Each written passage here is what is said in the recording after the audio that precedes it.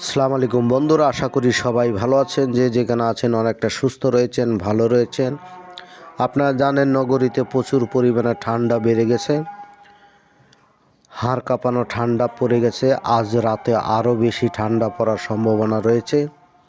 তারপরেও দেখতে পাচ্ছেন মানুষ জীবন জীবিকা নির্বাহ করার জন্য এই ঠান্ডার মধ্যে পরিশ্রম করে যাচ্ছে। তবে পরিশ্রম করে 1000 টাকা ইনকাম করলে জিনিসপত্রের দাম রয়েছে আকাশ ছোঁয়া। কাঁচা বাজার, মাছ বাজার, মাংস বাজার সহ মুদি দোকান, সকল জায়গায় জিনিসপত্রের দাম প্রচুর বেড়ে গেছে। কিন্তু দাম কমানোর মতো কেউ নেই। বুঝতে হবে এটা বাংলাদেশ। যেই জিনিসের দাম